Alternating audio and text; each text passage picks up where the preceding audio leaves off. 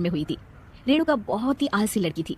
वो दिन भर बेड पर सोती रहती या फिर मैगजीन पढ़ती रहती और घर के काम भी धीरे धीरे ही करती। एक दिन उसकी सास उसके पास आती है। बहू, आज बेसन का चिला बना दे, बड़ा मन कर रहा है। हाँ मम्मी जी, बनाती हूँ थोड़ी देर में। थोड़ी देर में? अरे थोड़ी देर में तो रात के खाने का वक्त हो जाएगा बहू। अच्छा मम्मी जी, तो फिर आप रात का खाना ही खा लीजिएगा ना। हे भगवान, कैसी आलसी बहू मिली है मुझे, हर काम को बस टालती ही रहती है। रेणुका दिन भर बस आलस पना ही करती रहती। एक बार रात के खाने पर सब बैठे हैं तो रेणुका का पति कहता है, अरे ये क्या, आज फिर से करेला? रेणुका, हफ्ते में तीसरी बार ऐसा हुआ है कि करेला बन रहा है। कुछ भी बना लिया करो। अरे इतनी सारी सब्जी मिलती है मार्केट में। हाँ, पर अब कौन मार्केट जाए और सब्जी लेकर आए, इसीलिए जो था घर पर वही बना दिया। बहू, फ्रिज खोल कर देखती तो पता चलता कि सारी सब्जियां रखी होती है, पर तुम्हारा आलसपन खत्म हो तो तुम्हारी नजर जाए ना। विशाल कमरे में आकर रेणुका से पूछता है, रेणुका, मैंने कहा था तुमसे कि मेरे लिए रुमाल ले आना। मेरे सारे रुमाल खराब हो गए हैं। तुम ले आई क्या? आज नहीं गई, कल ले आऊंगी। ओफो, पिछले 4 दिनों से मैं यही सुन रहा हूँ। बिना रुमाल के ऑफिस जाना पड़ रहा है। तुम तो बहुत ही आलसी होती जा रही हो रेणुका। आपको रुमाल की जरूरत है ना, तो खुद ही खरीद लीजिए ना। हाँ, अब वही करूंगा। तुम्हारे भरोसे बैठा रहा तो कुछ नहीं होगा। एक दिन दरवाजे पर बेल बज रही होती है और रेणुका सोफे पर बैठी होती है, पर आलस में दरवाजा खोलती ही नहीं। अरे बहू, कितनी देर से बेल बज रही है?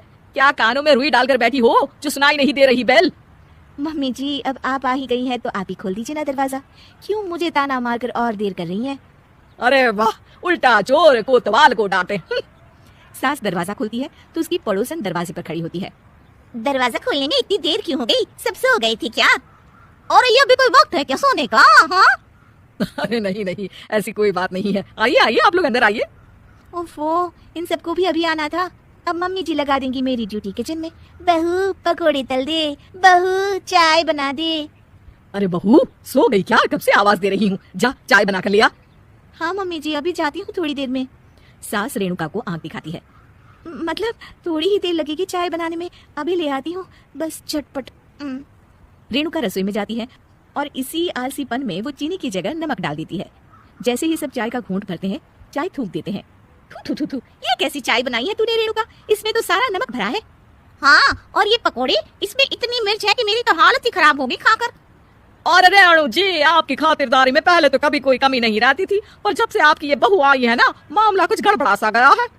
हाँ हाँ, जहाँ आप इतनी एक्टिव है वहीं आपकी बहू एकदम आलसी, एकदम राम मिलाई जोड़ी लगती है।